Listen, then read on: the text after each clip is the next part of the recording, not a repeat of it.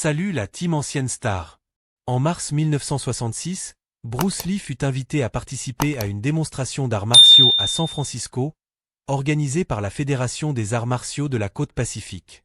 Les organisateurs l'avaient convié comme une attraction, pensant qu'il serait un simple gimmick pour vendre plus de billets. Les parquets polis du Hamilton Pavilion brillaient sous les lumières de la scène, et une rangée de bannières d'arts martiaux flottait légèrement sous l'effet d'un ventilateur au plafond. La foule s'installait lentement, murmurant avec une anticipation polie. Mais ce qui s'est passé ensuite a laissé tout le monde stupéfait. Bruce Lee, alors âgé de 25 ans, était encore un nom qui suscitait la curiosité plutôt que la révérence.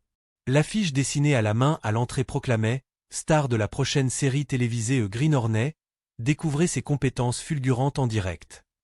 En coulisses, Bruce s'échauffait en silence, ses mouvements fluides et sans effort, plus proches de ceux d'un danseur que d'un combattant. Pour la communauté des arts martiaux, il était davantage une nouveauté télévisuelle qu'un pratiquant sérieux. Beaucoup de maîtres plus âgés, assis au fond, ne cachaient pas leur dédain, le voyant comme un acteur cherchant les applaudissements. Masaru Watanabe, un sensei de Shotokan au regard sévère, observait Bruce, bras croisés. « Voilà ce que sont devenus les arts martiaux », marmonna-t-il à un collègue instructeur. Des acteurs qui donnent des coups de pied pour les bravos. Son voisin acquiesça. Il bouge vite, c'est sûr, mais les jongleurs aussi. Bruce, indifférent ou feignant de l'être, continuait ses étirements, sa respiration calme. À ceux qui l'observaient, il ne semblait pas nerveux, mais plutôt curieux, comme s'il était là pour observer plutôt que performer. La démonstration commença par un salut formel. Des dizaines de pratiquants de diverses disciplines taekwondo, kung-fu, aïkido, kenpo, et même des démonstrations de boxe occidentale se mirent en rang. Chaque école disposait de 10 minutes pour présenter ses compétences. Bruce avait été placé en avant-dernier, juste avant la cérémonie de clôture. Les premières performances coups de pied haut, kata synchronisé, cassage de planche reçurent des applaudissements polis. Les mouvements étaient nets, traditionnels, précis. L'annonceur, un maître de judo à la voix tonitruante, vantait l'héritage de chaque école. 4 générations de tradition okinawaïenne, élève direct d'Ippeman, ceinture noire de 3e degré certifiée en Corée. Tout était ordonné, prévisible. Bruce observait chaque performance avec un réel intérêt, hochant parfois la tête, mais sans jamais applaudir non par arrogance, mais parce qu'il étudiait. Phil Traîné, le manager du dojo qui l'avait invité, s'approcha pendant l'entracte. « Bruce, souviens-toi, 5 minutes maximum. Fais quelques coups de pied, montre ton JAB fulgurant. Peut-être un salto arrière, le public adore ça. » Bruce ne le regarda pas. « Vous m'avez invité pour être un gimmick, dit-il calmement. Mais ce n'est pas pour ça que je suis venu. » Phil cligna des yeux. « Attends, quoi ?» Bruce tourna enfin la tête, son visage impassible. « Vous verrez. » Quand vint le tour de Bruce, près de 2 heures s'étaient écoulées. Certains spectateurs commençaient à partir, pensant que le meilleur était passé. L'annonceur adopta un ton théâtral, et maintenant, tout droit venu d'Hollywood, l'homme aux mains les plus rapides de la télévision, Bruce Lee. Quelques applaudissements épars suivirent, avec des sifflets de quelques adolescents au fond qui le reconnaissaient. Bruce entra sur le parquet, vêtu d'un simple uniforme de kung-fu noir, sans couleur vive, sans extravagance. Il se tint au centre, silencieux pendant quelques longues secondes. Puis il s'adressa à la foule, non pas en criant, mais d'une voix calme et mesurée qui portait jusqu'au coin du gymnase. « Qu'est-ce que les arts martiaux » demanda-t-il, balayant la salle du regard. « Est-ce la tradition, la répétition, ou la capacité de s'adapter, de s'exprimer honnêtement dans le combat ?» La salle se tut. Les adolescents au fond posèrent leur pop-corn. Bruce continua. « Beaucoup d'entre vous ici savent exécuter des techniques incroyables, mais que se passe-t-il quand ces techniques sont interrompues? Quand un véritable adversaire ne bouge pas comme vos formes le prévoient. » Quelqu'un près du premier rang ricana doucement. Bruce adopta une posture simple. « Plutôt que de vous le dire, je préférerais vous le montrer. » Il se tourna vers le public. « Si quelqu'un veut faire un sparring, contact léger, contrôlé, avancé, n'importe quel style. » Un silence gêné s'installa. Le sparring n'était pas prévu au programme, encore moins devant un public. Puis un jeune ceinture marron de karaté s'avança, peut-être voyant une opportunité de briller. Bruce s'inclina. L'homme répondit par un salut. Le combat dura 5 secondes. Le karatéka lança un coup de poing droit classique. Bruce esquiva, para et toucha légèrement la poitrine de son adversaire avant que celui-ci n'ait terminé son mouvement. Pas de blessure, juste de la confusion. L'homme cligna des yeux, réalisant qu'il avait été stoppé en plein élan. Des applaudissements polis suivirent. Un autre volontaire s'avança, un pratiquant de taekwondo. Le résultat fut le même, mais plus rapide. Puis un troisième, un boxeur. Bruce s'adapta sans effort à chaque style, bougeant avec une telle vitesse que la foule commença à murmurer. Les spectateurs se penchèrent en avant. Même les maîtres sceptiques observaient maintenant attentivement, les bras décroisés. Mais Bruce ne se moquait pas de ses adversaires. À chaque sparring, il terminait par un salut, puis se tournait vers la foule pour expliquer ce qui s'était passé. Ce coup de poing venait de l'épaule. Il n'a pas pivoté ses hanches, c'est pourquoi il manquait de vitesse. Ce coup de pied était magnifique, mais prévisible. J'ai vu la préparation avant qu'il ne soit lancé. Cette garde, dit-il en hochant la tête vers le boxeur, est solide dans un ring, mais contre un balayage, elle laisse la base vulnérable. Il enseignait, il ne se vantait pas. Un calme s'installa dans le gymnase. Ce qui se passa ensuite, comme l'écrivit plus tard un témoin, était différent de tout ce que j'avais vu. Ce n'était plus une performance. C'était une leçon, qui a humilié chaque combattant dans la salle. Dans l'ombre, Masaru Watanabe se tenait les bras le long du corps, sans froncer les sourcils.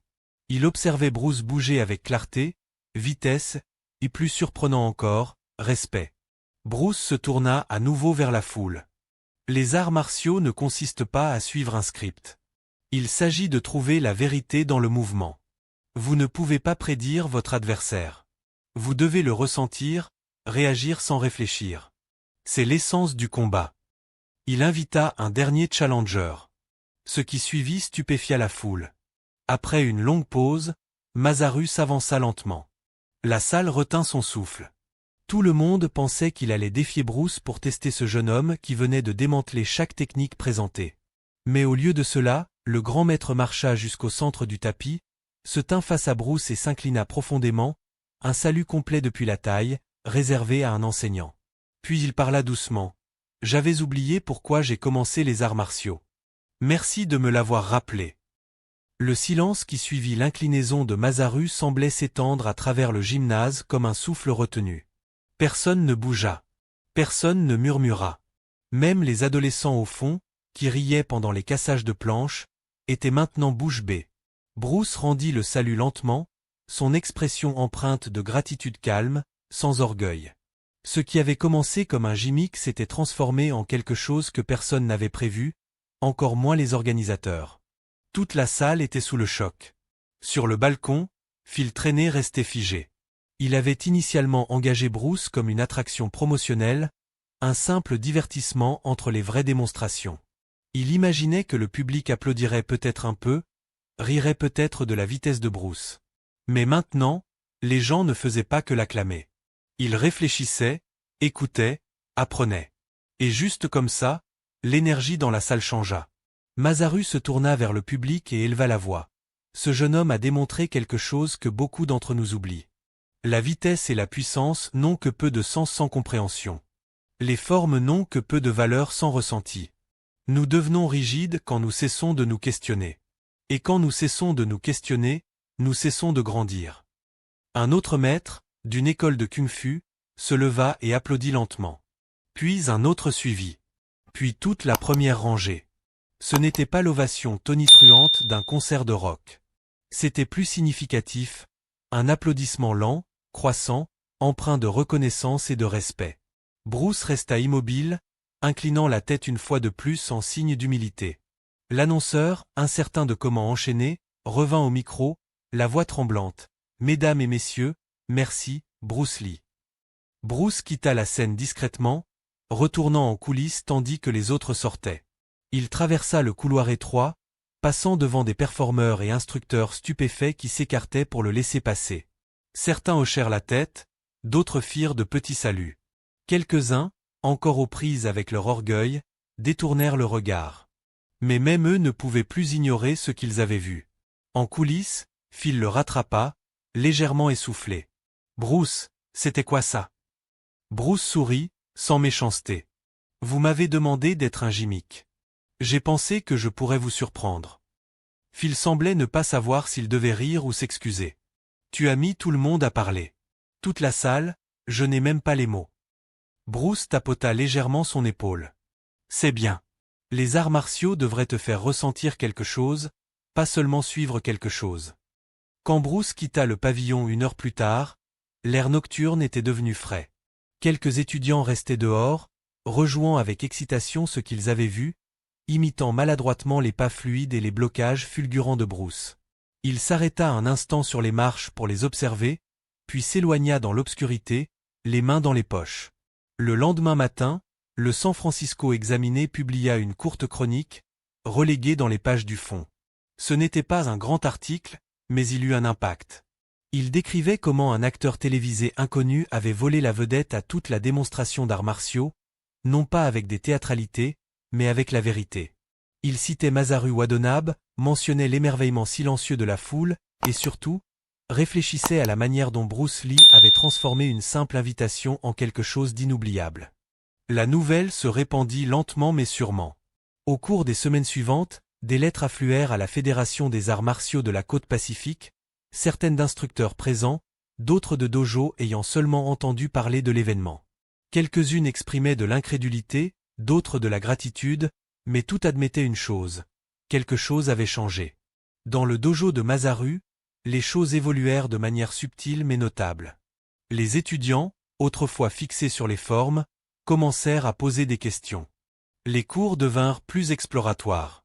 Masaru, autrefois rigide et traditionnaliste, intégra des moments de réflexion, permettant aux étudiants de mélanger les techniques, de tester, de s'adapter. Il conserva une photo de cette soirée sur le mur, une simple image en noir et blanc de Bruce en plein sparring, floue à cause du mouvement, les mains ouvertes dans une ridiness fluide. Pendant ce temps, Bruce retourna à son travail sur The Green Hornet. Sur le plateau, il exécutait des combats chorégraphiés avec une telle intensité que même les cascadeurs aguerris lui demandaient s'il pouvait ralentir. Il ne pouvait pas, ou plutôt, il ne voulait pas. Hollywood le voyait encore comme un talent exotique en arrière-plan. Mais dans le monde des arts martiaux, particulièrement pour ceux présents dans ce gymnase cette nuit tranquille de 1966, Bruce Lee était déjà devenu bien plus. L'événement ne fut jamais télévisé. Il n'y avait pas de clips viraux, pas de vidéos YouTube pour immortaliser l'instant. Pourtant, ceux qui étaient là n'oublièrent jamais. Le souvenir devint une légende, une histoire transmise de professeur à étudiant. Il n'était même pas censé être là, disait-il. Il était juste censé être un gimmick. Mais ce qui s'est passé? Eh bien, c'était vraiment incroyable. Dans les années qui suivirent, alors que la renommée de Bruce explosait à travers les continents, ceux qui l'avaient autrefois douté regardaient en silence alors que le monde rattrapait son retard. Les philosophies qu'il avait exprimées cette nuit-là eues sur le flux, la vérité et l'adaptation devinrent le socle du Jeet Kune Do. Et le Jeet Kune Do lui-même devint plus qu'un système, un défi à l'idée même de système. Un après-midi, près d'une décennie plus tard, un ancien étudiant de l'événement de San Francisco visita le dojo de Masaru. Il avait déménagé, changé de carrière, mais n'avait jamais oublié ce moment avec Bruce Lee. Il amena son fils, un adolescent timide fasciné par les arts martiaux, mais peu sûr de lui. « Vous parlez encore de cette soirée ?» demanda l'homme. Masaru sourit. « On ne parle pas seulement de ça, on vit selon ça. » Il désigna le mur. Le garçon leva les yeux vers la photo de Bruce Lee, figé en plein mouvement. « C'est vraiment lui ?» demanda-t-il. Masaru hocha la tête. « Oui, c'est l'homme qui nous a appris à continuer de poser des questions. » Le garçon observa l'image longuement. Et pour la première fois depuis des années, Masaru vit une étincelle, petite mais vive, s'allumer dans les yeux d'un nouvel étudiant. Ce que Bruce avait fait cette nuit-là n'était pas seulement une performance. Il avait rappelé à une génération d'artistes martiaux ce qu'était vraiment la discipline. Pas se montrer, pas s'accrocher à la tradition pour la tradition, mais s'exprimer à travers le mouvement, l'honnêteté et la découverte de soi. Il était arrivé comme un gimmick, mais il était parti comme une légende, un murmure qui résonnerait dans chaque dojo qu'il avait touché. Et même aujourd'hui, des décennies plus tard, chaque fois que des artistes martiaux se réunissent pour démontrer leurs compétences, il y a toujours une pause silencieuse, un regard sur le côté, un souvenir partagé par quelqu'un de plus âgé à quelqu'un de plus jeune, à propos de la nuit où Bruce Lee leur a rappelé le véritable but des arts martiaux. Quel est votre moment préféré de Bruce Lee? Sa légende vous a-t-elle inspiré d'une quelconque manière? Partagez vos pensées dans les commentaires. Merci d'avoir regardé, et à bientôt pour la prochaine vidéo sur Ancienne Star.